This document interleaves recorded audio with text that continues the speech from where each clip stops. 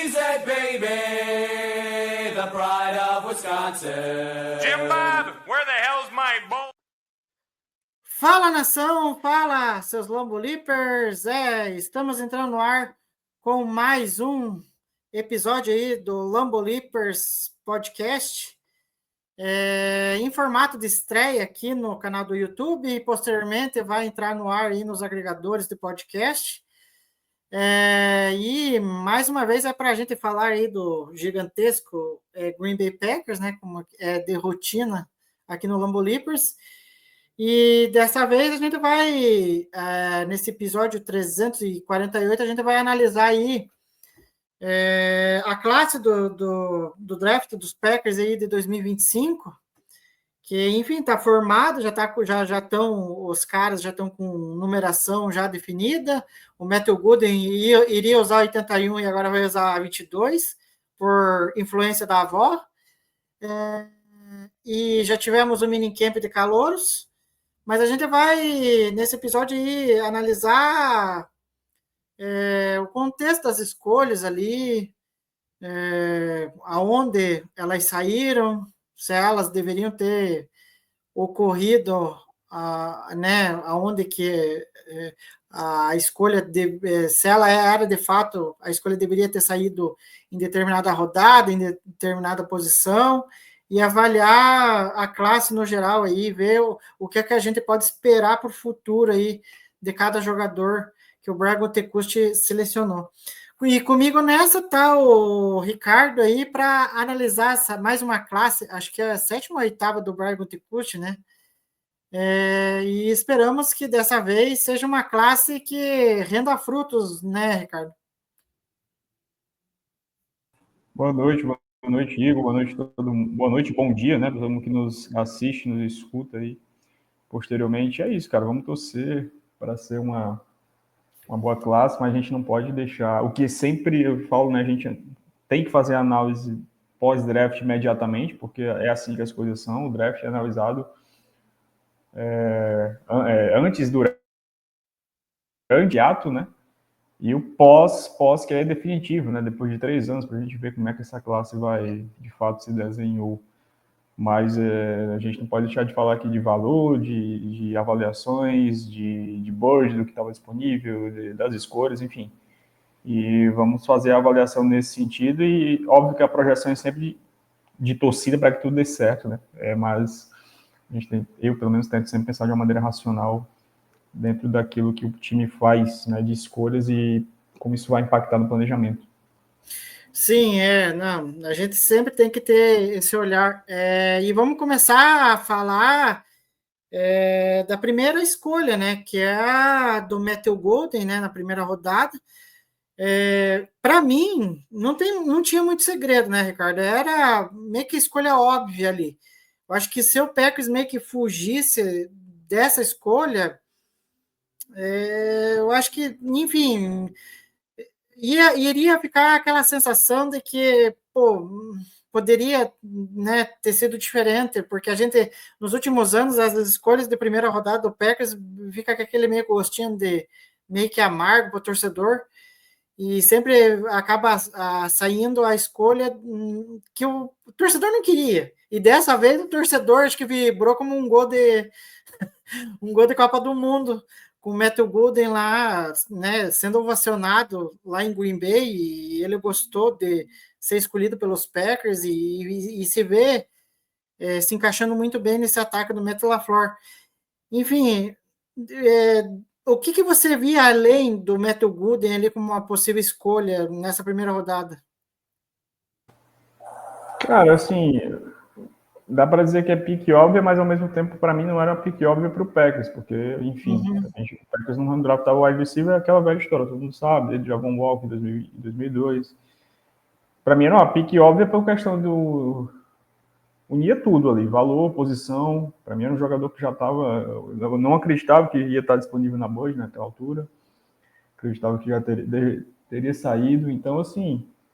Desde a pique, eu acho que 15, 14, sei lá, eu já estava ali na expectativa, torcendo para que sobrasse, mas ao mesmo tempo com o pensamento de que, cara, vai sobrar e o Packers não vai pegar. Só que da forma como se desenhou, com vários jogadores que a gente imaginaria que seria alvo também saindo, eu diria que fizeram o trabalho para o Packers também, assim, direcionaram a escolha do Packers para o Golden, assim, ajudou. É óbvio que tinham outras opções, mas para mim, em termos de... É uma escolha que uniu tudo, assim, valor, necessidade, oportunidade de Bird. Sobre o jogador, eu falei muito, falei aqui, inclusive, também no pré-draft, cheguei a falar que era uma das minhas possibilidades preferidas para a escolha de primeira rodada. Acho que pelo menos nos últimos 10, era Bragg certamente, era a primeira vez que ele seleciona um jogador que eu avaliava bem na primeira rodada, assim, que eu gostaria de fato. Então, fiquei muito feliz com a escolha e assim, cara, fazer um movimento, cara, assim, fazer algo diferente.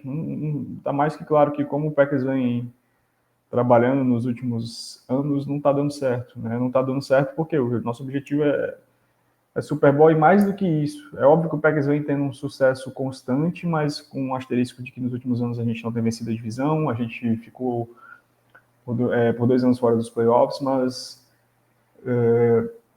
era preciso fazer algo diferente, né? E eu acho que dessa vez foi feito, assim, cara, o Packers precisava de um skill position, um cara com potencial de playmaker, e para mim ele chegou, né? Ele chegou e ali era de fato o melhor valor, era para mim o jogador que estava caindo de maduro, que deveria ser a escolha, enfim, foi muito legal pelo draft sair Green Bay, o ambiente todo criado, o Murphy foi muito bem na escolha, conseguiu mexer com todo mundo ali e foi muito bem no anúncio. Foi muito bacana o fato do Golden estar lá e o cara com personalidade, um cara com swag, um cara diferente, um cara que você vê que até na forma de reagir ao momento, assim, você vê que é um cara diferente do que a gente tem visto assim, em Green Bay ultimamente. Então, isso acho que tornou tudo ainda mais interessante e especial esse momento para todo mundo que estava ali, para todos os torcedores do Packers. Realmente foi um dia muito feliz. Não, e no dia do draft, a hora que estava o Packers no relógio, do jeito que desenrolou tudo ali, eu pensei assim, cara, se não for no Matthew Gooden, cara, eu largo mão, porque não é possível. O Packers teve todo um envolvimento com ele, né, no processo pré-draft ali, se encontrou com ele no Combine, trouxe ele para visitar a cidade, conhecer as instalações ali, ter uma aproximação, né, para saber mais sobre o que é o Matthew Gooden. Então, assim, na hora ali eu pensei, se o Chargers não escolher ele, o Packers tem a obrigação de escolher ele. E aí o Packers, ainda bem que dessa vez não titubeou e escolheu um wide receiver aí depois de 23 anos, não escolheu um cara para na primeira rodada. E uma coisa que você até falou, né, Ricardo, tudo bem que diferente dos outros wide receivers aí dos últimos anos, que a gente via em questão de qualidade, como o Justin Jefferson, o Jamar Chase. É óbvio que o Matthew Gooden não vai ser desse nível desses caras que saíram em primeira rodada. Só que uma coisa que você falou, normalmente os melhores wide receivers são de primeira rodada. Não tem muito o que fugir. E aí eu acho que o Packers, nesses últimos anos, acho que foi muito relutante em querer escolher alguém e em seguir aquela filosofia, nós fazemos wide receivers bons a partir da segunda rodada. Mas não necessariamente vai sempre acontecer isso, né? Sem dúvida, até é uma questão óbvia para qualquer posição que o draft, obviamente, os jogadores que tu seleciona antes da primeira rodada têm mais chances, são mais bem valorados, mais bem vistos, têm mais chances de ter sucesso do que o jogador que tu vai selecionar lá na segunda, na terceira, na quarta e assim sucessivamente. É óbvio que existem exceções, mas a regra geral é isso. E é uma posição que não foge à regra geral. É óbvio que a gente tem N exemplos dentro do próprio Packers também, né? De jogadores selecionados na segunda rodada, terceira rodada, que, enfim, conseguiram se desenvolver bem, fazer sucesso, mas não pode levar isso também como um mantra e uma regra geral. É o inverso, não pode se fechar nisso. E, cara, o Golden, para mim, é um cara que eu não coloco teto nele. Eu acho que ele não vai ser alguns do que tu falou aí, por questões de características físicas, mas por teto e produção eu não coloco, porque sinceramente eu acho ele com potencial de se tornar o wide receiver 1 na NFL, o wide receiver 1 do Packers. É óbvio que não acredito que vai chegar já assim, mas ao decorrer do tempo de tomar para si esse status dentro do campo mesmo, mas como eu já falei no processo pré-draft, sendo um jogador diferente, até pela composição física dele, não é propriamente um X, mas vai jogar por fora também, mas é o cara para ser movido por todo o campo, e que não é só o cara veloz, definitivamente, tem ball skills, tem boa capacidade de rastreio de bola, faz muito bem o trabalho de wide receiver propriamente, né? As nuances de wide receiver, tem release, sabe bater press, é ótimo em jardas depois de recepção, o processo dele de passar de recebedor para portador da bola é algo muito bom, é muito rápido, isso é fundamental para ele ganhar jardas assim, logo depois da recepção. Então, assim, eu acho que é um cara que tem tudo para ser super produtivo, se conseguir seguir essa linha de desenvolvimento que ele vem tendo na carreira, né? Teve seu breakout ano passado em Texas, né, que já foi, assim, muita gente fala da produção dele, mas foi uma produção, é óbvio que não bateu 1.000 jardas e tal, e foi o principal ano deles, mas já foi, né, dentro da SEC, já foi chegando para disputar um playoff, já foi chegando onde ele se estabeleceu ao longo da temporada como o principal alvo do ataque de Texas, né, que ele não chega com esse status, né, vindo de Houston, transferido.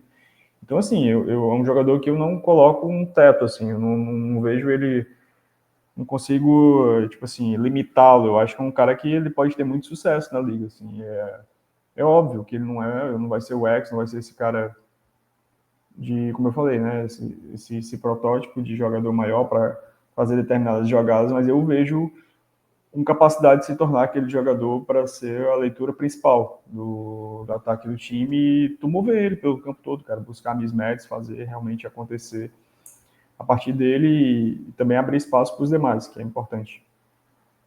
Não, sim, eu acho que ele também pode propiciar que os outros recebedores do Packers tomarem que também façam as jogadas, né? Porque na temporada passada a questão de drops foi algo assim assustador. Até estava vendo uma estatística hoje que ao todo, acho que o do Tevin Winks e do Jandy Rich tiveram ao todo, acho que próximo de 20 drops na temporada. Daí, ai, meu senhor do céu. Então, assim, não adianta o Matthew Gooden oferecer possibilidades deles fazerem jogadas se eles não agarrarem a bola também. Mas, enfim.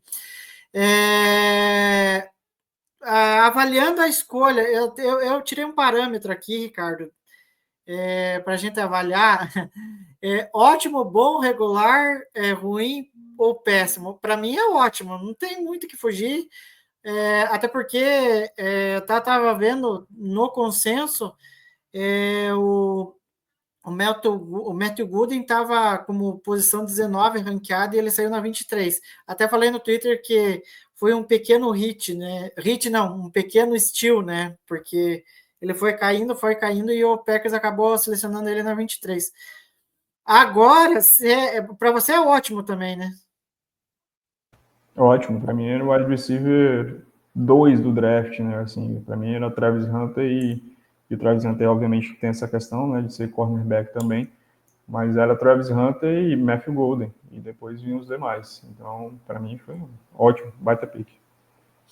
Agora que a coisa vai... agora que vai gerar discussão aqui sobre a segunda escolha dos Packers aí, que foi na 54, na segunda rodada, né? Aí foi na sexta-feira, e havia discussão do que o Packers iria fazer com essa segunda escolha. Até porque pouco se falou da need do wide receiver, né? Muito se falava, o Packers vai pegar cornerback, vai pegar linha defensiva, né? Seja edge ou deficit teco, mas o wide receiver não ia pegar. Aí o Packers acabou pegando o wide receiver, e aí foi para a segunda rodada, meio que eu fiquei com a sensação de estar um pouquinho pressionado com relação a algumas posições, como cornerback, né? E cara, muito pela indefinição do Jarry, que ainda a gente não sabe, parece que vai ficar mesmo, né? E aí a gente achava que poderia vir um cornerback na segunda rodada, tanto que teve a chance de draftar o Trey Amos, teve, acho que o Chavon Ravel, teve alguns cornerbacks ali interessantes na segunda rodada. Eis que, se o Gutekunst não deu o reach costumeiro de primeira rodada, ele deu o reach na segunda rodada, Ricardo, e ele escolheu, um pouco para minha surpresa, um office tackle, o Anthony Belton, né, de NC State, e gerou uma repercussão danada nessa escolha. A gente sabe que parece que dá a sensação que o Packers efetivamente quer deixar uma linha ofensiva mais física, mais pesada, vamos dizer assim, né? Meio que tentando se inspirar um pouco naquilo que o Eagles já vem fazendo nos últimos anos. Vamos ver se vai dar certo, né? Porque às vezes o Packers quer copiar as outras franquias, mas não faz da maneira correta. Acaba escolhendo os jogadores errados para fazer determinadas coisas. E aí fica a questão. Eu acho que não era para ter saído ali, mas agora foi escolhido, né, Ricardo? O que você vê aí do potencial do Belton, uma vez que ele estava no consenso na posição 91, 97 e foi sair na 54? O valor é ruim, não tem como negar, não tem como falar outra coisa que o valor da escolha é bastante questionável. Aí eu vou falar, mas era o jogador que o Packers gostava, mas isso aí, gente, é a conversa de sempre, que serve para qualquer time. Qualquer time você vai selecionar um jogador que gosta, assim. A gente está falando de modo geral, né? Avaliação. Ok, eles tinham um Belton alto, assim como eles tinham outros altos aí, outros anos, e não deu certo, né? E outros que o Packers tinha mais alto e que talvez tenha dado certo, enfim, faz parte. Mas é inegável que o valor é extremamente questionável aqui, e o problema é mais que o valor, eu acho que é mais a questão da posição também, a posição e o que isso implica, né? Porque, assim, até existia, né, a expectativa de que o Packers fosse selecionar cedo, poderia selecionar cedo um offensive line, né? Não sei, em um determinado momento falar um pouco da possibilidade de selecionar offensive tackle na primeira rodada, porque eu achava que poderia ter alguns disponíveis ali interessantes. Não foi na primeira, mas foi na segunda. O jogador, óbvio, que como tu falando, é questionável, porque de um modo geral não era visto como jogador de segunda rodada. Muitos, inclusive, achavam que era um jogador para dia 3. Se for pegar aí, final de terceira rodada, início de dia 3, em consenso, e não só em consenso, mas em muitos caras que eu respeito e que eu, né, sei que o trabalho é muito sério de avaliação, enfim. E, cara, um jogador, esse papo de que, vamos fortalecer a linha, deixar mais física, eu acho que é um discurso muito mais para fora mesmo. Acho que é um jogador que eles, cara, queriam, gostaram, é um perfil diferente, é um jogador mais velho, né, 24 anos, é um cara que ficou muito tempo no college, né, por essa idade a gente já vê isso, e a experiência dele foi somente como left tackle. Mais Jordan Morgan também foi assim no ano passado, só que diferente do Jordan Morgan, assim, é um jogador completamente diferente, cara. Mas completamente diferente mesmo, porque aqui a gente está falando de um offensive tackle. Essa história de que, vai botar por dentro, eu também acho que para mim é só discurso para fora, porque não faz sentido algum. É óbvio que você pode eventualmente utilizá-lo por dentro, na necessidade, enfim, até no primeiro momento ele está chegando na liga. Mas, cara, o Belton é um tackle, é um left tackle, right tackle, né? E aí, enfim, porque é totalmente diferente a construção do Jordan Morgan. É um cara grande, não que o Morgan não seja grande, né? Mas o Belton é um cara que não tem problema de braço, tamanho de braço que o Morgan tem. Ele tem todas as medidas, é um cara gigantesco, é 6'6", 336 libras. Já chega com esse porte de ser basicamente o maior jogador da OL do Packers. Hoje uma envergadura gigante, né? Então, assim, braços também, eu acho que da classe de left tackle, ele tinha um dos caras com maior tamanho de braço, né? Eu acho que, se não o maior, eu vou até checar isso depois. Mas, então, assim, o perfil é de um left tackle, não é um cara que, vamos testar por dentro e ver o que acontece. Eu acho que esse cara é o Jordan Morgan. Eu acho que falaram isso depois, e para mim, se foi esse a ideia, que eu duvido muito, é uma viagem, assim. Insistir no Morgan por fora e testar o Belton por dentro, devia ser o contrário. Então, quando sai a escolha, eu penso automaticamente que, cara, eles venderam a ideia do Jordan Morgan como left tackle. Para mim é isso. Porque tá claro que o Rashid Walker vai sobrar, né? Porque a gente não vai ter dinheiro, até teria dinheiro para assinar com todos, mas é óbvio que existem outros jogadores, outras prioridades, então o Packers vai ter que deixar alguém andar. A gente tem 3 free agents, né, no ano que vem na OL. Então, assim, cara, foi basicamente uma sentença que pro Rashid Walker já era, o que a assinatura do Bank já dizia muito também sobre isso, né? Que foi um investimento muito pesado em um guard. O Packers vai pagar o Zecton, porque tem que pagar, que ele é o melhor jogador da OL do Packers hoje, junto com o Elton Jenkins. Então, cara, basicamente, o Packers pegou um jogador que eu, particularmente, não acredito que vai haver muito campo nesse ano. Vai brigar por posição de left tackle? Beleza. Se ele ganhar, ótima posição, melhor ainda.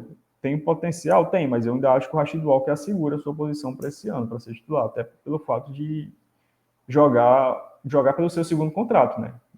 No sendo no Packers, né, que provavelmente não é, Rashid Walker vai jogar por dinheiro, né?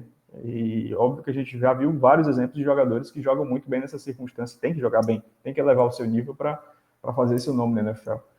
Então, essa questão da pique ela se torna muito mais questionável por todo esse contexto da OL que a gente já até discutiu antes, né, antes do draft, né, do movimento do Banks, com o que o Packers poderia fazer nesse draft.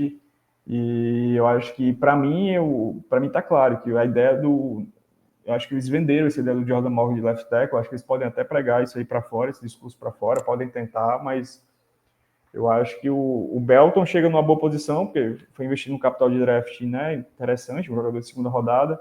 Provavelmente não vai ter o Rashid Walker ano que vem, então eu acho que é um cara que tem tudo para conseguir ver o campo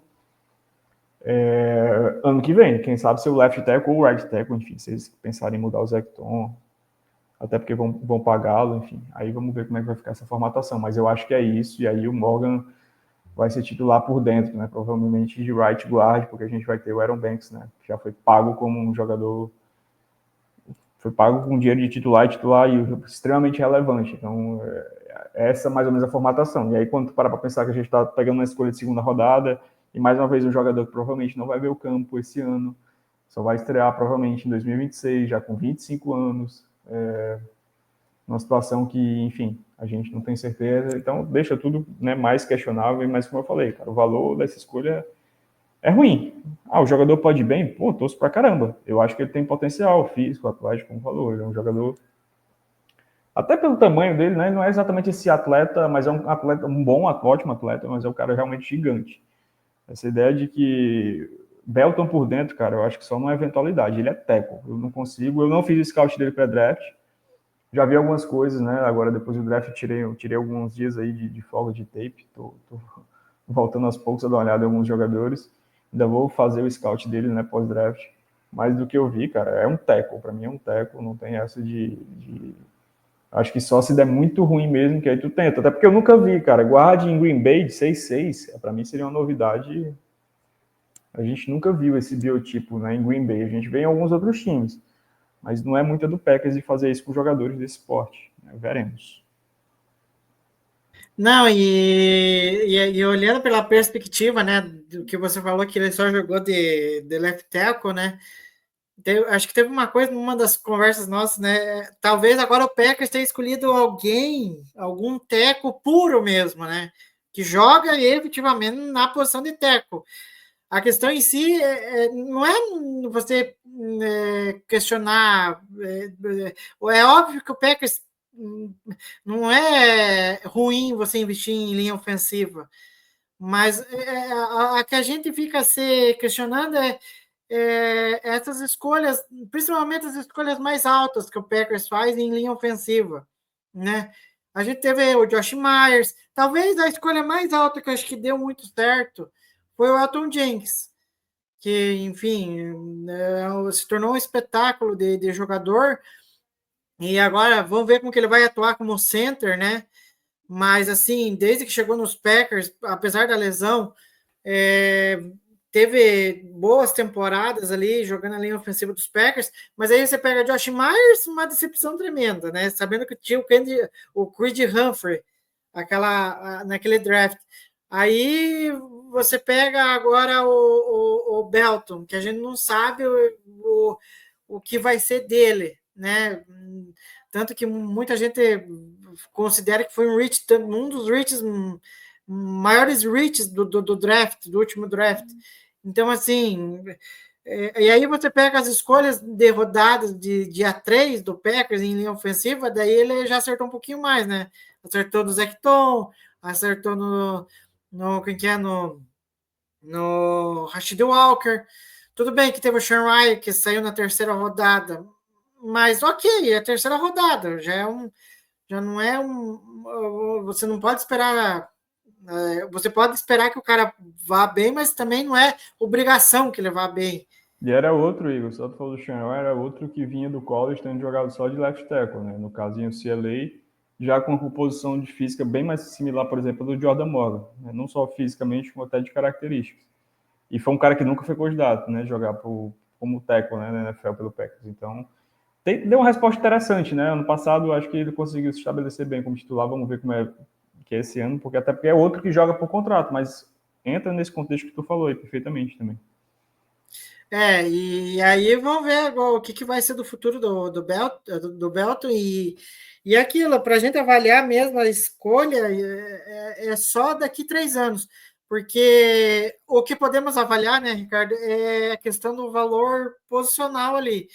E não tem como fugir. Para mim foi péssimo, assim. Sim, o valor posicional e a avaliação em cima do próprio jogador, né? Assim, do scout, do que foi visto, do que ele produziu. Que não é, tipo assim, é um jogador regular, bom, mas não era visto como um cara top, né, na posição. Um cara de 6 anos no college é um perfil bem incomum, assim. A gente é difícil ter jogadores tops que fiquem tanto tempo no college. Então, enfim, o valor é bem questionável. A gente olha para a board, a gente tinha outras opções de outras posições. Eu acho que para Ed tinha ficado difícil, realmente, a board. Ali próximo saiu muita gente boa e gente que poderia interessar. O Mike Green estava disponível, a gente sabe que caiu porque todo mundo ficou, obviamente, né, ficou muito claro que todo mundo tem muita preocupação com relação às questões fora extra-campo dele. Então, acho que da forma como se desenhou, estava mais claro que poderia ser corner, né? Que a gente sabe que é uma necessidade grande do elenco. Mas, enfim, o Packers não optou por esse caminho. E só para finalizar do Belton, né? Por ironia, os dois são na mesma universidade, né? De NC State. Comparo ele com o Mac Becton, né? Que tava no Eagles, agora saiu, agora não me lembro para onde que ele foi. E aí assinou com o Chargers agora. Com o Chargers, e aí comparam os dois pelo estilo, só que o Becton jogou nos Eagles de guard, né, por ironia. O Becton foi um bust, né, porque ele foi selecionado na escolha, acho que 10, 11, 12 por ali pelo Jets, e era um jogador, cara, era um tape absurdo, assim, o tape do Mekhi Becton era quase que um highlight, todo snap ele tava botando alguém no chão, era pancake, porque era um cara realmente grande, maior do que o Belton, muito mais atlético, até porque se não fosse o Belton teria saído, se o Belton fosse esse espetáculo todo, sairia na primeira rodada, era tido na segunda mesmo, né? Era tido como jogador desse nível e ele não era. A comparação faz sentido porque, enfim, mas eu acho que são o caso do Becton, por exemplo, ele virou um guarda, foi competente, foi muito bem no passado no Eagles, né? Mas foi uma alternativa para ele voltar à vida, né? Voltar a ter uma vida na NFL, porque como tackle ele não conseguiu jogar, né? Foi um bust. Enfim, agora vamos ver o que vai ser do Belton nos Packers aí. Eu confio que pelo menos a comissão técnica dos Packers tem potencial de potencializar o Belton, porque a linha ofensiva dos Packers, por mais que a gente fale, né, das escolhas do Gutekunst, né, ainda consegue estar entre as melhores da liga. Agora, passando para a próxima escolha, Ricardo. Essa escolha talvez a gente engula um pouquinho mais, mas ainda assim, né? Enfim, a gente, diferente do Belton, ainda que aceita, que é a questão do Savion Williams, wide receiver de TCU. E é um wide receiver que, assim, a gente não sabe se ele vai efetivamente jogar só como wide receiver, até porque em TCU, na última temporada, ele foi utilizado de diversas maneiras, e aí pode ser que isso tenha chamado a atenção do Matt LaFleur, né, de poder utilizar ele em jogadas de corrida, ser um cara que possa esticar o campo, mas uma questão que preocupa é a questão dos drops, né, que ele teve uma taxa alta aí de, acho que 10%, que eu estava vendo 10,4% na carreira no college. Eu até estava vendo acho que o Zach Cruz falou que acho que em 2023 ele jogou primariamente do wide receiver ou 2020, acho que é 2023, porque 2024 daí ele foi meio que um canivete suíço, né? Ajudou o ataque de TCU de diversas maneiras. Como que você vê essa escolha? Você acha que, enfim, foi um reach ou não? E como que você vê o papel dele nesse ataque dos Packers aí? Em termos de valor, eu acho que foi ok, cara. Eu imaginava você ver um Willis saindo realmente ali, o final de terceira rodada, início dia 3. Eu imaginava ele saindo na terceira rodada porque tipo, eu conseguia vislumbrar que algum time ia gostar muito do potencial que ele traz, que ele oferece. Pode ter um potencial físico atlético que é inegável, que é muito grande, que é algo que vai além de número de testes, sabe? É um jogador que eu falei isso pré-draft, eu não lembro exatamente se foi aqui, se foi, eu não lembro, mas eu até conversando com um amigo próximo, que na semana do draft ele me perguntou sobre o Savion Williams, cara, e eu falei, cara, é um jogador difícil, porque para mim ele é 1 de 1, não tem comparação, vamos falar Cordarel Patterson, vamos falar Laviska Shenault, vamos falar alguns jogadores dessa natureza, mas para mim ele não é nenhum desses, cara, porque assim, ele é maior que todos esses, é um cara grande, de quase 6'4", um cara pesado, mais 220 libras, e ele tem nuances boas como wide receiver. E isso que é o que mais chama a atenção, né? Ele ser tão alto, mas ter um talento para correr com a bola que assim, é raro, né? Para mim ele é 1 de 1, cara. E né, isso não quer dizer também que ele seja. Não estou querendo dizer que isso é bom ou que isso é ruim, né? Mas ele de fato é um cara que para mim não tem muita comparação pelas características. Eu acho que ele tem. A galera, essa altura já deve ter visto. Para highlights, o Savion Williams é espetacular, tem muito. Foi utilizado. Ele é esse gadget player, que o cara que tu vai desenhar para botar a bola nas mãos dele, fabricar toques realmente. Ele tem snaps ali até como quarterback em wildcat, fazer jet sweep, end around, enfim, screen, chamar muita coisa nesse sentido, que a gente sabe que o LaFleur tem essa capacidade. Mas ao mesmo tempo ele tem assim alguns flashes muito interessantes de wide receiver, cara, de release, de ganhar a bola contestada, de rastrear a bola, controle de corpo. Ele tem alguns flashes interessantes. É óbvio que ele não tem consistência nisso, porque se tivesse, a gente estaria falando de um jogador para sair muito mais cedo do que ele era projetado e do que ele saiu. E é um jogador extremamente irregular nesse sentido. Fazendo coisas, provavelmente, o wide receiver ele é extremamente irregular, inconstante, como tu falou, principalmente a questão das mãos. E mais do que isso, né? Rastreio de bola. Ele é um cara que oscila, uma verdadeira montanha-russa como wide receiver propriamente. Tem jogadas muito, muito boas e jogadas ruins logo em seguida. Assim, altos e baixos, altos e baixos. Alguns dias altos, muito altos, outros dias baixos, muito baixos, e essa é a vida com o Savion Williams. Mas eu imaginava que ele fosse sair mais ou menos por esse range, porque um time poderia gostar muito do que ele oferece, desse pacote e do potencial. É um cara chega também um pouco mais velho na NFL, mas ele inegavelmente vai ter um potencial, tem ferramentas interessantes que tu pode tirar dali. E o que eu falei para esse meu amigo na semana do draft, eu repito, assim, não adianta só tu draftar o Savion Williams sem não ter um plano para a utilização dele. Em termos de características, são jogadores diferentes, assim, mas em termos de características, ele é muito mais forte até do que o Christian Watson. Mas se compara um pouco com o Christian Watson saindo de North Dakota State vindo para a NFL, porque o Watson era usado muito como um gadget player lá, não com tanta versatilidade quanto o Savion Williams, Mas era basicamente isso, e eu vejo que o Packers não se valeu muito disso ao longo do tempo do Christian Watson. Eu acho que o Packers tentou muito fazer dele um wide receiver, assim, em tempo integral, um X, que ele não é exatamente esse jogador. Então eu acho que para tu draftar o Savion Williams, tu tem que ter um plano de utilização, e eu espero que o Packers tenha. Não era a escolha que eu faria, deixo isso claro, inclusive até para a própria posição de wide receiver, selecionaria outros na frente. Eu não tenho problema, por exemplo, em dobrar o wide receiver, não tinha problema nenhum em dobrar o wide receiver na terceira rodada, eu acho que não tinha problema nenhum com isso.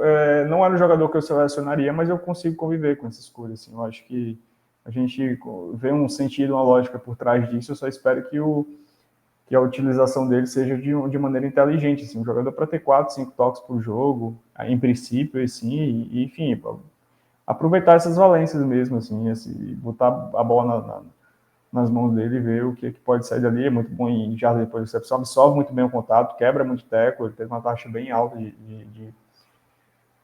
de forçar tecos perdidos, né, seja quebrando isso, tanto como recebedor, quanto no jogo terrestre propriamente. Então, assim, é um cara interessante, como eu falei, o valor eu acho que tá ali. Era um cara um pouco abaixo do consenso, para onde foi selecionado, mas eu, sinceramente, na minha avaliação, acreditava que ia sair por ali. Eu não vejo tanto problema com o valor. Acho que mais a questão do que tu enxerga, do que tu vai fazer com esse jogador. Se tu estiver draftando um cara só que tu pensa como wide receiver, aí essa escolha é bem questionável, porque eu teria selecionado outros em cima dele.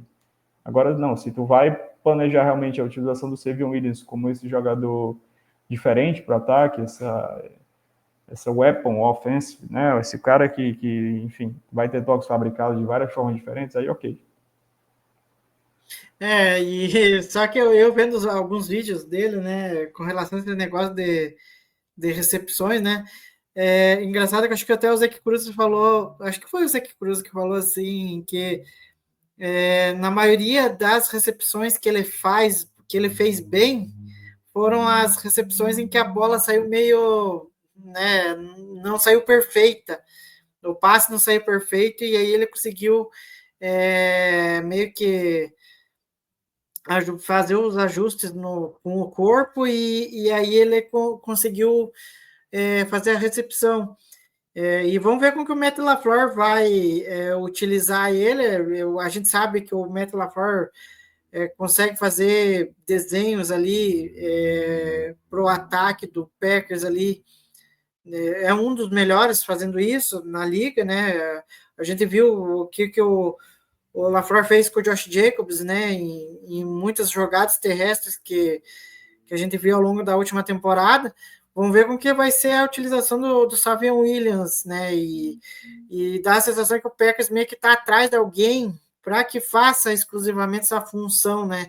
E a gente pode ver pelo outro lado que o J.D. Reed fazia um pouco disso, mas só que agora ele não vai precisar e ele pode ser utilizado de outras formas, né? Até, quem sabe, utilizar o J.D. Reed também no outside em alguns momentos também. Então, o Packers, querendo ou não, ganha uma opção ali. E avaliando a escolha, acho que foi regular, né, Ricardo? Eu acho que ruim não foi, mas... Regular tá justo. Tá justo. Agora vamos passar para o... isso é só antes um detalhe sobre o Savion Williams, que agora que eu lembrei. Ele falou que queria jogar no Packers. Que ele falou em entrevista essa semana, que ele falou, ou semana passada, eu estou perdido no tempo, mas enfim. Que ele assistiu Aaron Rodgers e era um sonho dele de né, quem sabe, ter a oportunidade de estar jogando nos Packers. A pena que o Aaron Rodgers já não está mais lá, né? Ele vai ter que jogar com o Jordan Love agora. Agora, passando para a próxima escolha, e talvez, Ricardo, eu não sei, enfim, eu não sei o que vai ser do jogador, mas eu já virei fã dele. Que é o Barry Sorrell, né? O Ed de Texas, né? Ou seja, o Packers draftou 2 jogadores de Texas, o Matthew Golden na primeira rodada e o Barry Sorrell na 4ª rodada. Foi uma escolha assim que, pelo lado humano, foi muito legal, porque, enfim, para quem acompanhou, o Barry Sowell ficou até o dia 3 do draft lá em Green Bay. Ele ficou na espera, né, de ser escolhido. E, por ironia, ele foi escolhido pelo time da casa, né, que foi os Packers. Eu acho que é uma sensação extraordinária, né, você ser escolhido ali pelo time da casa e ainda da maneira que foi, da história que foi, né, dele.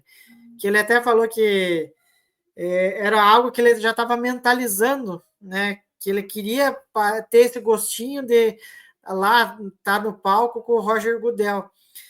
E avaliando a escolha, eu acho que foi uma boa escolha, né, Ricardo? Porque eu vendo os vídeos dele, ele tem uma característica um pouquinho diferente dos Eds do Packers, que o Packers tem, e eu acho que esse grupo precisava de uma mudança, não é mudança, mas precisava de caras diferentes para agregar esse grupo, porque a gente já também está de saco cheio de ver os mesmos caras com os mesmos estilos. E aí o Packers sempre com aquele problema de pressão no quarterback que a gente viu a esmo na temporada passada. É óbvio que tem uma galera que, enfim, cada um tem um olhar diferente sobre o jogador. Mas eu queria saber de você o que você acha do Sorrell, se você gosta do jogador, o que você vê ele se encaixando nessa defesa dos Packers aí no futuramente, né?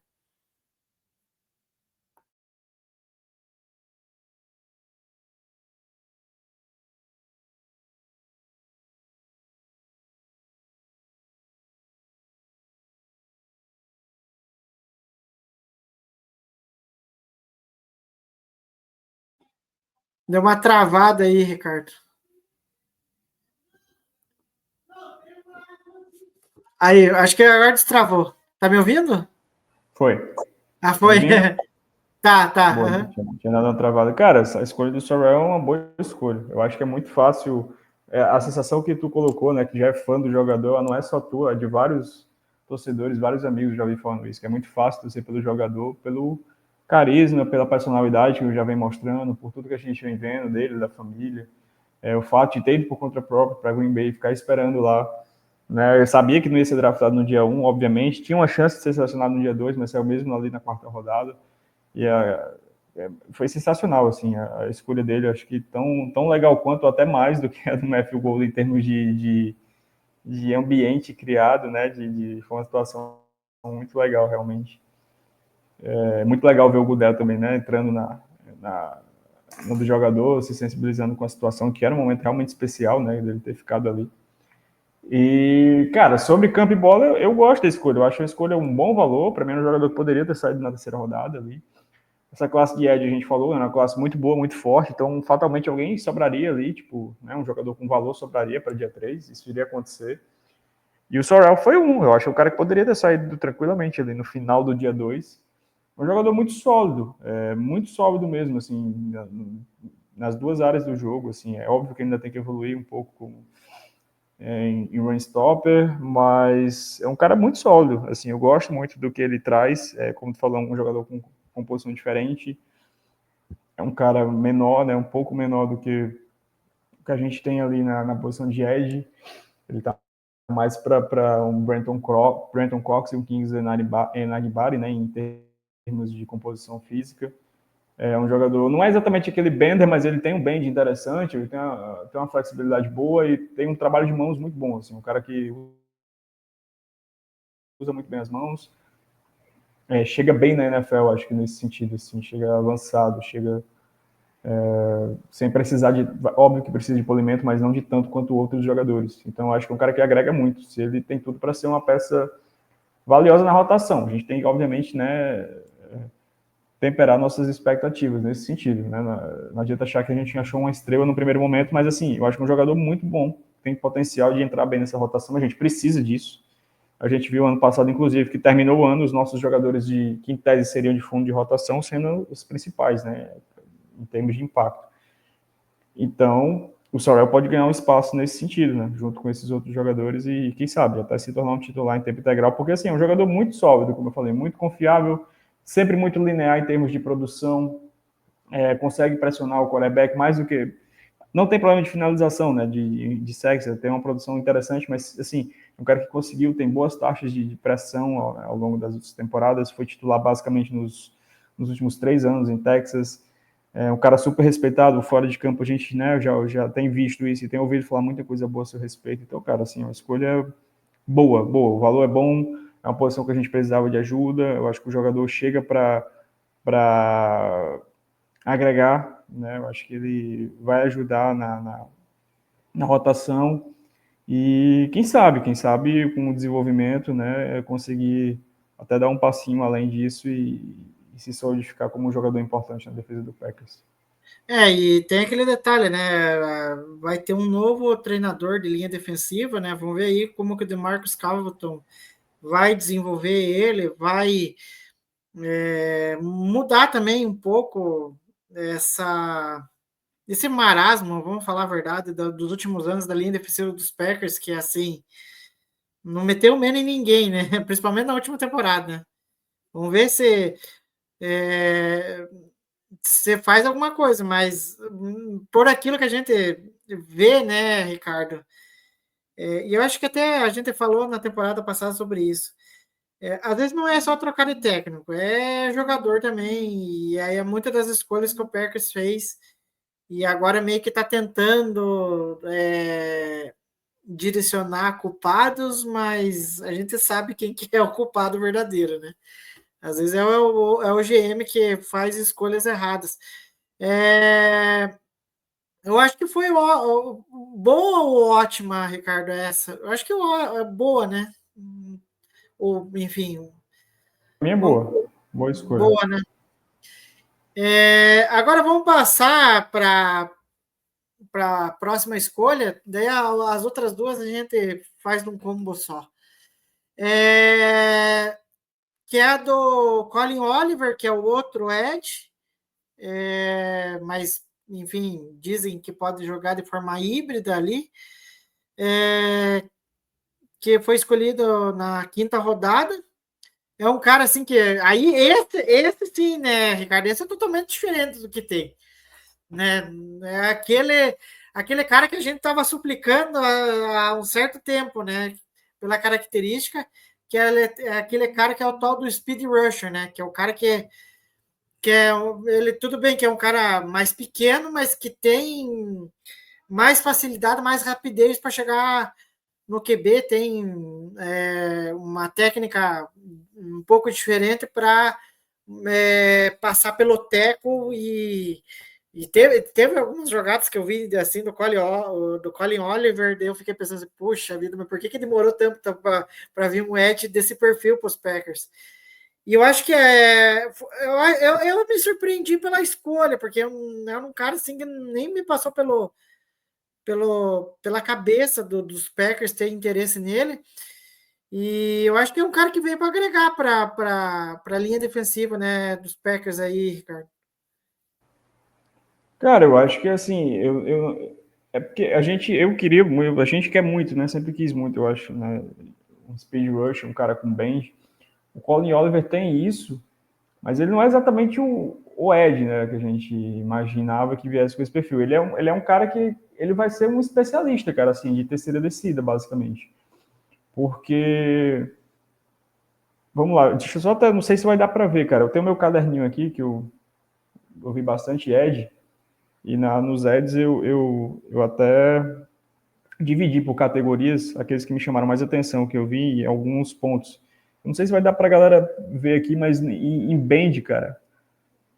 Olha quem eu tô até fechando aqui pra ver. Em bend, vamos ver aqui se dá pra ver. O terceiro é o Colin Oliver, cara. Eu tinha colocado ele como o terceiro melhor bend da classe. Eu tinha Zeruá com Abdul Carter, Colin Oliver e Mike Green. Então, assim, bend ele tem, flexibilidade ele tem, essa capacidade de fazer a curvatura ali, né? Tem a flexibilidade de tornozelo, de quadril necessária para isso, e atacar o quarterback como speed rush. Então, assim, nesse sentido, ele é um cara que ele pode impactar muito. Só que, assim, ele de fato é esse híbrido, né? Ele começa a carreira dele como um off-ball linebacker, e aí em 2003 ele faz, né, começa a dividir snaps, e aí ele começa a impactar como edge, né, e chama atenção realmente essa capacidade dele de pressionar, de atacar, a explosão. E aí em 2024 ele faria a transição definitiva para edge. Talvez, eu acredito até que ele iria ganhar ainda mais, um pouco mais de peso, né, embora ele não seja um cara grande, não tenha estrutura exatamente para isso, mas infelizmente ele acabou se machucando, né, só jogou 6 quartos em 2024. Tanto que os números dele em 2024 são inflados, né, de pressão, muito por conta disso, porque ele jogou pouco, né? Jogou pouco e impactou muito, né, quando esteve em campo. Mas é um cara interessante. Não dá pra gente só assim, achar que vai ser um puta jogador por causa do bend, porque ao mesmo tempo que isso é um ponto super positivo, é um jogador que para mim tem uma limitação de força muito evidente, cara. Ele não ganha na força e quase nunca. Assim, eu não vi nenhuma repetição em que ele consegue vencer na força, nenhum jogador. Ele não consegue fazer bull rush, que a gente sabe que também é importante. Então, assim, é um cara que é muito isso. Assim, ele vai tentar o speed rush, ele vai tentar usar o seu bend, ele vai vir na explosão. Tu pode até alinhar ele como linebacker e ele vir de trás fazendo blitz. Ele é um cara super explosivo nesse sentido. Mas a capacidade de força, de power rush dele é pouquíssima, para não dizer quase nula. Então, a gente está falando de um cara com 240 libras, com braços curtos. Não é o perfil de ser um edge em tempo integral. Então, eu acho que ele vai ser muito utilizado como esse edge especialista mesmo, para ter em campo em situações óbvias de passe, situações óbvias de rush, para pressionar o quarterback. E aí tu pode colocar uns pacotes com ele em campo, justamente para isso. Porque ainda que ele não vá lá e finalize a jogada, ele vai tumultuar o backfield, ele vai infiltrar, ele vai... Enfim... E nesse sentido, eu não acho viável tê-lo, né, os 3 downs por conta disso. Eu acho que é um jogador extremamente limitado em termos de block shed, de força. E aí no jogo terrestre tende a sofrer. Né, não tem para onde correr. Ele não é esse jogador de 3 descidas, definitivamente. Então, para mim, é esse cara que vai ser um especialista e pode até ser um especialista de time especialista também, por essa característica. Né? Pode ser um valor interessante ali. Mas é um perfil bacana de se ter no elenco, né, que a gente definitivamente não tem. Mas, em princípio, é isso. É um jogador que tem uma característica positiva muito evidente, mas também tem limitações que devem ser pontuadas. Sim, é aquilo. Eu fico na esperança de que, com essas escolhas aí,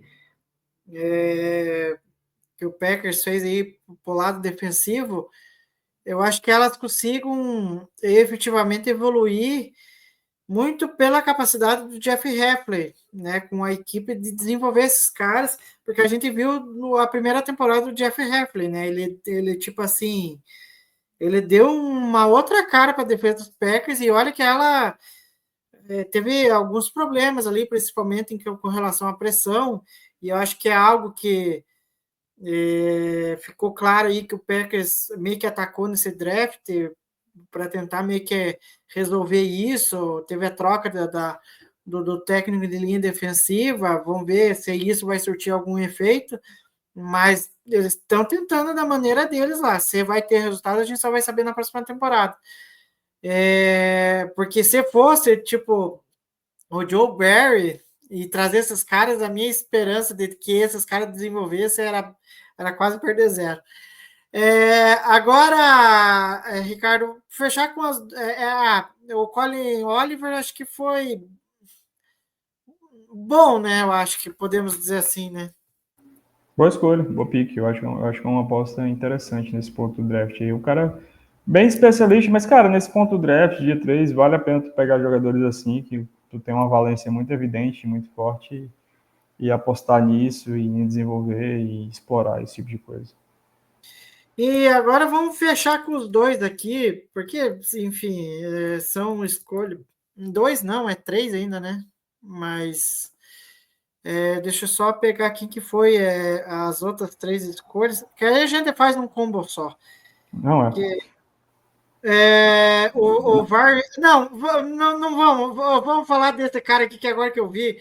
Vamos falar primeiro dele e depois das 2 escolhas de 7ª rodada, que é a escolha de 6ª rodada, que é o Varin Brinson, o defensive tackle de Georgia, e vem para, a princípio, ali ser um cara efetivamente para parar o jogo terrestre, né?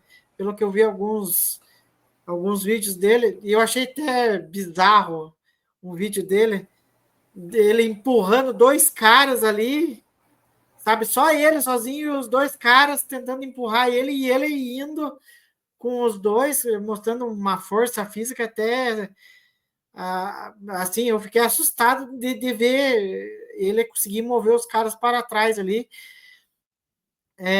O Packers perdeu o T.J. Slayton. A gente sabe que o Kenny Clark não vem numa boa temporada, numa última temporada, mas efetivamente a gente não sabe, provavelmente o Brinson não vai ser esse cara para ser o destaque da linha do interior de linha defensiva dos Packers, mas é um cara que vem para agregar de alguma forma ali, né, Ricardo? Principalmente acho que no jogo terrestre. Em questão de pass rusher, aí eu não sei o que ele pode ajudar ali, né? Cara, o Brinson é um jogador interessante, mas assim, eu sinceramente, por característica, se tu me dissesse que o Packers ia selecionar um DT de Georgia no draft, né, nesse ponto, eu ia apostar no Nazir Stackhouse, que era o companheiro dele, que acabou vindo para o Packers como um draft free agent. Para mim era um jogador que poderia tranquilamente ter sido draftado, porque o Nazir Stackhouse é mais esse cara nose tackle, run stopper. O Brinston é um cara que é DT mais de three tech, assim. É óbvio que ele tem também a característica de ser bom contra o jogo terrestre, mas ele é muito mais um three tech do que um nose tackle run stopper que eu imaginaria que o Packers ia buscar em algum momento, né, para suprir minimamente a saída do T.J. Slayton. Então, assim, eu fiquei um pouco surpreso com essa pick, não pelo jogador, assim, pela característica do jogador, né, não pelo jogador em si, pelo ponto de feedback, mas mais pela característica mesmo. Eu acho que é um cara que vai agregar, cara, vai chegar para brigar por lugar na rotação. E é como eu tô falando, o companheiro dele de DL, né, de Georgia, o Nazir Stackhouse, que veio pro Packers como draft free agent, para mim é um cara que nitidamente é nose tackle, que o Packers não tem. Se ele vai conseguir galgar espaço suficiente para fazer o roster, enfim, aí eu não sei, a gente vai ver de acordo com, obviamente, com o training camp, pré-temporada. Mas o Brinston vai ali brigar, a gente sabe que a rotação na nossa DL foi problemática, tinha que ser endereçado em algum momento no draft, não foi endereçado alto, né? A gente até teve algumas oportunidades ali, né? Podia puxar um jogador assim desse. Na segunda rodada tinha algumas opções, né? Também a gente acabou não falando, mas tinha algumas opções de DT interessantes. Ou até na terceira rodada também tinha alguns nomes, enfim. Mas é um cara que vai agregar, cara. Vai agregar, chega para agregar, é um cara experiente, tem essa... Não foi um cara assim extremamente produtivo, mas foi um cara muito regular. Eu acho que assim tem uma boa chance de fazer o roster nesse contexto que ele chega de jogador para rotação. Mas é como eu falei, ele não é exatamente um nose, um nose tackle. Né? O nose tackle era o companheiro dele. Tanto que na hora da escolha eu até falei, um grupo de amigos, que saiu, né? Alguém viu que era o DT de Georgia. Foi o Nazir? Eu disse, não foi o Nazir. Eu também me surpreendi. Eu achava até que pudesse ser o Nazir Stackhouse pela característica, mas a galera até ficou perguntando, mas ele não é mais o nose tackle? Eu disse, não, o nose tackle realmente é o Nazir. O Brinson é mais o free tech, que eles rotacionam ali também, né? Evidentemente ele também faz, né, de maneira eventual, zero tech, fica ali, mas não é exatamente a dele. Mas vamos ver, cara. Eu acho que é um jogador interessante, uma escolha sólida, uma escolha regular, ok. Um cara experiente, um cara que acabou já jogando, né, com boa parte dos jogadores de Georgia que ainda estão no Packers, né, o próprio Devonta White, o Quay Walker, então tem um entendimento interessante. Então eu acho que é uma escolha boa, dá pra gente dizer.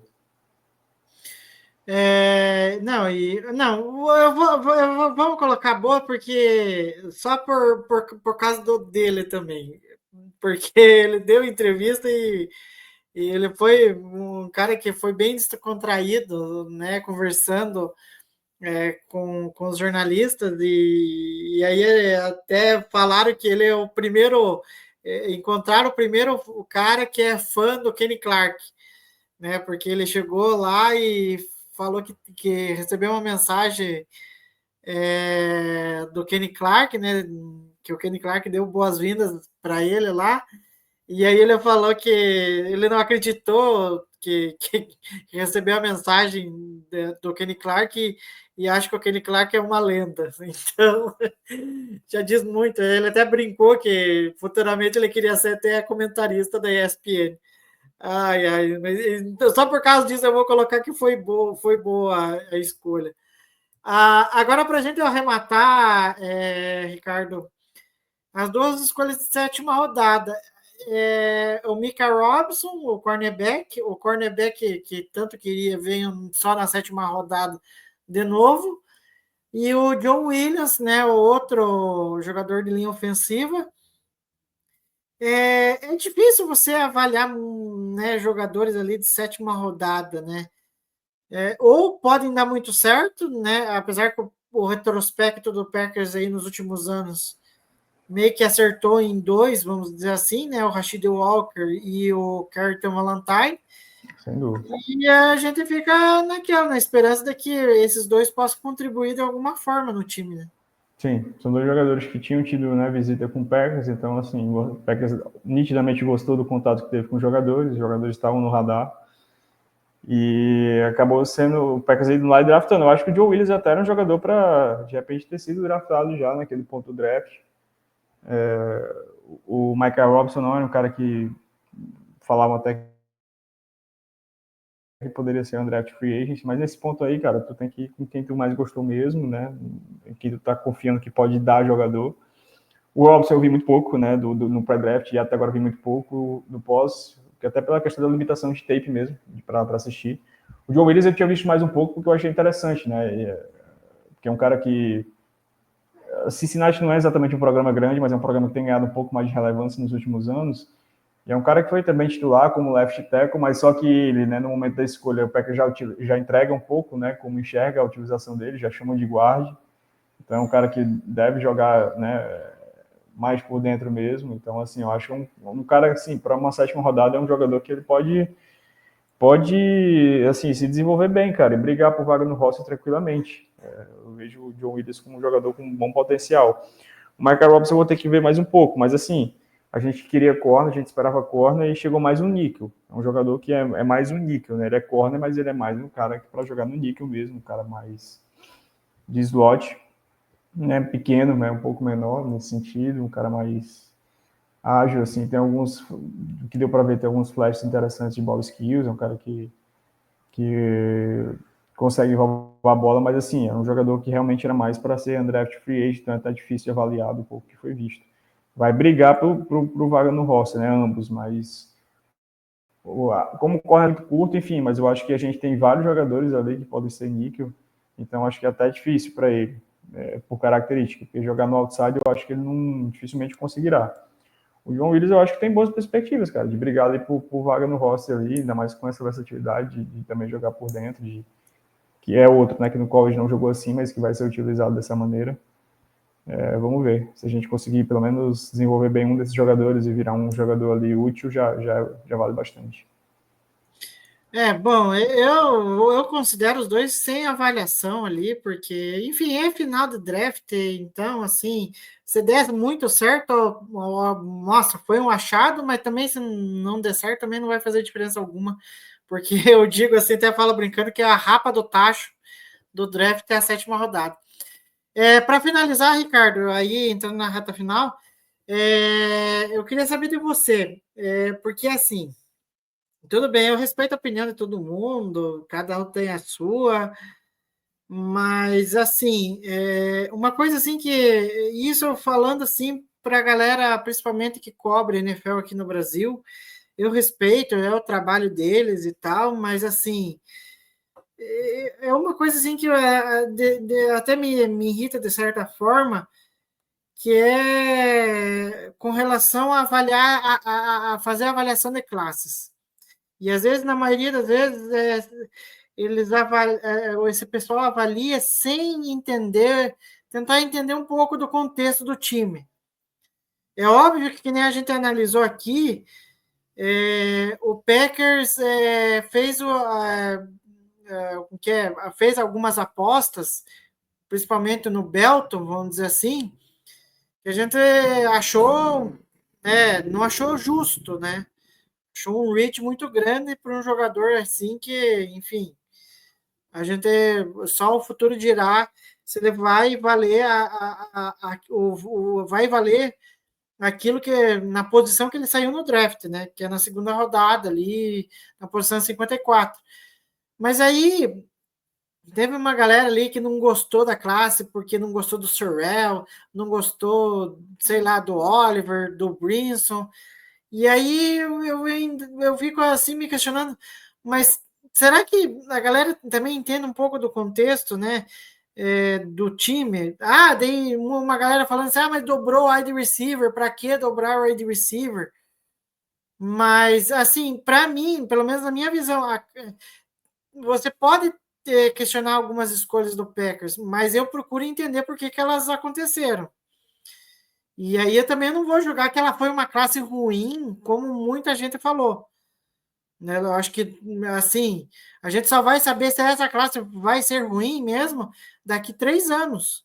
Não ficar avaliando que ela é ruim já de cara, eu acho que é até um pouco injusto, né? Mas essa avaliação tem que ser feita, Igor. Não tem para onde correr, cara. Se ela é boa ou ruim, aí vai depender do que cada um viu em termos de avaliação dos jogadores de valor. Mas essa avaliação ela é natural, tem que ser feita, senão acabou a indústria do draft, cara. Você não tem para que avaliar pré e pós depois, assim. Vai ser tudo na justificativa de que, cara, era o melhor para o time avaliou bem e deu. E os 32 times avaliam da sua forma, dentro das suas necessidades e deu. A gente não vai poder questionar nada. Eu acho que o draft do Packers, cara, ele não é ruim, mas também não é prateleira de cima, não. Eu não fiz classificação, não fiz ordem, mas eu acho que eu tranquilamente posso citar, sei lá, uns 10, 11, 12, 13, 14 drafts que eu talvez tenha gostado mais do que o do Packers.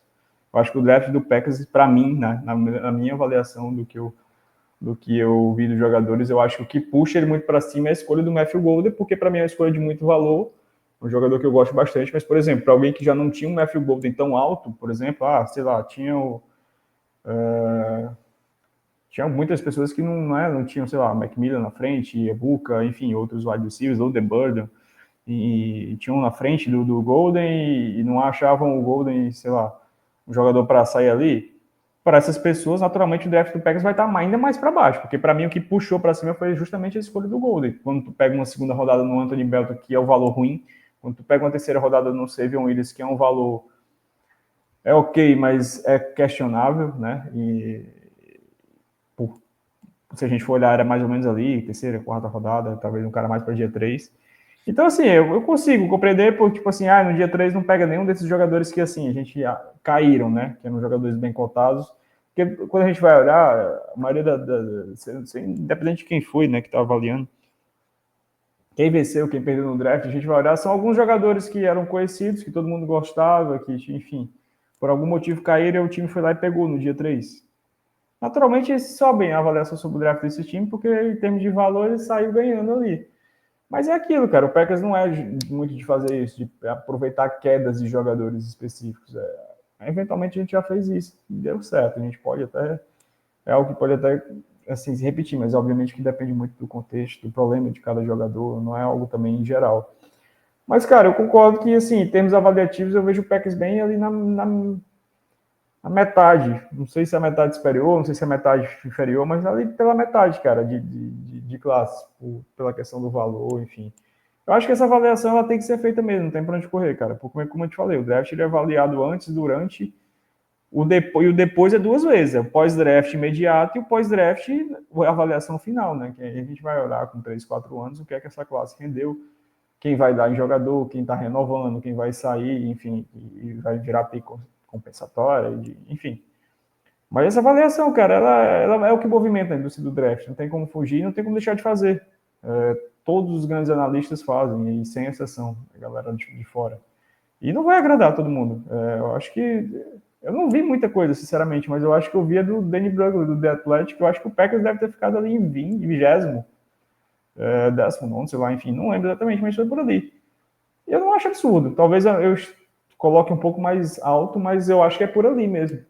Agora, para mim, por exemplo, a classe do Packers é bem melhor do que a classe de Minnesota Vikings, de Detroit Lions, que foram 2 times que tiveram classes muito questionáveis em termos de valor, em termos de planejamento, em termos de escolha. E de que alguns outros times, cara. Mas, assim, eu tô falando esses 2 porque são nossos rivais de divisão e rivais que vão disputar diretamente o topo da divisão com a gente, né? Eu acho que as classes de Vikings e Lions, por exemplo, são bem mais questionáveis, mas bem mais questionáveis mesmo. O Lions pegou um jogador que, na primeira rodada, que, cara, primeiro um jogador de de dia 2 e, assim, final de segunda rodada. Tipo, Tyreek Williams é um bom DT, mas é um cara que tem um arsenal de ferramentas, assim, limitado, principalmente no pass rush. Tu pegar um cara quase puro de run stopper na primeira rodada, eu acho bem tenso, assim. E, enfim, o Vikings foi muito na necessidade, né? Draftou o Donovan Jackson na primeira rodada, que é um bom jogador, mas foi basicamente por need, né? Puramente need, assim, ignorou o valor e vamos nele, que é o cara que a gente gosta. E, enfim, são drafts bem mais questionáveis que o do Packers, por exemplo. Mas eu acho assim, cara, que na minha avaliação, eu acho que é um draft do Packers ok, que puxa para cima pelo Matthew Golden, e que o resto é aquilo ali, cara, tá ajustado, né? O Belta a gente sabe que é um valor ruim de um modo geral. E aí vem as histórias que ele tá acostumado, mas ele é um cara que todo mundo tava gostando, é um cara que visitou 14 times, a liga gostava muito dele, o pessoal gostava dele. Eu ia falar isso. É isso aí, cara, faz parte. Tem um jogador, tem um wide receiver que não, acho que há 4 ou 5 anos atrás, eu não me lembro exatamente o nome dele. Cara, ele bateu 20 ou 21 visitas, um negócio assim absurdo. Visitou quase todo mundo. O cara não tá mais nem na liga hoje em dia. Ele não conseguiu jogar em lugar nenhum. Então, tipo assim, ok, gostavam dele, eu trouxe para visitar por algum motivo, mas isso não quer também necessariamente dizer que o cara era super requisitado, super bem quisto. Eu lembro que ele foi um jogador de quinta rodada. Eu posso até pesquisar depois quem foi esse wide receiver na época, mas enfim, eu acho que isso faz parte. Assim, os times vão ter suas paixões e até onde cada um vai para assegurar o seu jogador. Isso aí sempre acontece. A gente vê muito e a gente pode ter contato muito disso com os materiais que alguns dos times soltam depois do draft, cara. Vejam lá, galera, que os vídeos são bem interessantes. Eu já vi, acho que o do Colts, o Colts é um time que sempre faz isso todo ano, é um material muito bom. Eu já tive a oportunidade de ver o desse ano, tá bem legal também. E mostra como eles... O cornerback, por exemplo, que eles draftam na terceira rodada, é um cara que eles gostavam muito, muito, muito acima, acho que de todo mundo. E o próprio GM do Colts, o Chris Bauer, disse que esse era o cara que ele ficaria triste se saísse do draft sem esse jogador. Então eles foram lá e pegaram na terceira rodada. Então o cara que eles particularmente apostam muito e gostam muito. Então, assim, a gente sabe que tem essas particularidades que fazem parte, mas não tem como deixar de ver a avaliação geral no todo, né, de como assim, a maioria estava enxergando e avaliando. Porque, como eu falei, ainda mais dependendo da posição, cara, isso vai variar tanto. Em termos de características, tu pode colocar alguém para cima e outro para baixo, simplesmente por gostar mais de uma característica, ou valorar mais uma característica do que outra. Então, acaba fazendo parte. Mas como tu falou, Igor, também é importante avaliar contexto, avaliar o plano, né? O plano de cada time por trás de uma escolha. Não, sim, não, eu concordo com você, que eu acho que o draft do Packers está ali no meio, né? No meio ali dos times ali. Não foi excelente, mas também não foi aquela porcaria toda. A questão que eu critico é a questão de que dá a sensação que quando o pessoal vai avaliar, aqui o do Brasil vai avaliar com relação à classe do Packers, parece que a classe foi uma porcaria, foi, né? E não é bem assim. Mas, enfim, eu respeito a opinião de cada um pensa o que quer, cada um acha que tem uma predileção por determinados jogadores e tal. Mas, assim, enfim, eu só questionei isso porque eu acho que dentro daquilo que eu vi da classe, eu acho que foi uma classe regular do Packers, não foi ótima, mas também não foi ruim, péssima, como muita gente anda falando. Enfim, a gente fez a avaliação aqui da classe dos Packers e aí ficou Matthew Gooden com uma escolha ótima, Anthony Belton uma escolha péssima, mas não por questão do jogador, porque aí a gente não sabe o que vai ser o jogador, mas a gente está falando de questão de valor posicional. Savin Williams, regular. Barry Sorrell, bom. Colin Oliver, bom. Varin Brinson, bom. E Micah Robinson e John Williams, sem avaliação, né? Porque é lá do fundo do draft, então não tem como o que esperar desses jogadores. E a classe dos Packers, na visão nossa aqui, é regular. Bom, Ricardo, queria agradecer a você. Enfim, a gente conseguiu gravar e avaliar essa classe dos Packers. E agora é esperar aí. Agora os próximos meses assim vai ser meio que tenebroso, né? Porque vai ser aquele hiato de NFL que, enfim, vai ser difícil um pouco de superar, porque as coisas só vão efetivamente pegar fogo só no training camp lá por finalzinho de julho e agosto, né? O mês de agosto inteiro aí. É isso, agora é aquele momento que a gente vai ter um maio, um junho, um julho aí longos, sombrios, em termos de NFL, tudo, qualquer, né, coisinha virando notícia pela escassez de manchete, de acontecimento, então é aquele período chato, mas sempre chega, né? Graças a Deus sempre chega. Semana que vem vamos ter a divulgação do calendário, né? Que aí dá uma movimentada. Tem Dá assunto, teremos assunto. Dá uma movimentada, né? Pelo menos já vê o schedule direitinho, e ainda mais tendo jogo no Brasil, a gente vai ver qual vai ser o jogo no Brasil. Então, cara, é isso, assim, eu acho que até a gente vai ter, né? Tem alguns treinos mais leves, eu acho que não vai ter muita movimentação, muita coisa, talvez ainda sobre o Jay Alexander, que deve se estender um pouquinho, mas fora isso, acho que vai ter aquele período de calmaria que vai todo mundo dar uma esfriada boa, mas é isso, é a hora de recarregar as baterias também para a temporada, né, que a gente tanto gosta, que passa rápido demais quando chega. Então a gente tem que seguir o processo mesmo, aproveitar cada fase que ele nos proporciona, os próximos meses são assim, mas faz parte também. Bom, siga o Ricardo lá no Twitter, lá também, né? Pode seguir, galera. Eu vou até vou retomar prometo que posto aí nos próximos dias um pouquinho mais da parte técnica do Anthony Belton, que eu vou assistir. Vou assistir mais também o Sorrell, porque eu já tinha eu confesso que eu tinha visto mais o Colin Osler do que o Barry Sorrell. Então eu vou complementar o que eu já tinha visto do Sorrell e vou estar postando sobre eles e também sobre os undrafted free agents, cara, que eu sempre dou uma atenção interessante e eu acho que tem 2 bons jogadores aí, pelo menos, com possibilidades de quem sabe, brigar por vaga no roster. E além de seguir o Ricardo, lá no X, sigam a gente nas demais redes sociais, X, Blue Sky, Threads, Instagram. Se inscrevam no nosso canal aqui. A gente já bateu a marca de 525 inscritos. Ative as notificações, deixe seu like no vídeo aqui de estreia. E posteriormente, né, a gente coloca aí o áudio em formato podcast e nos agregadores. E aí você pode ouvir aí no seu agregador favorito. Dito isso, deixa o Messi 0 Go Pack Go e nos vemos numa próxima. Até mais.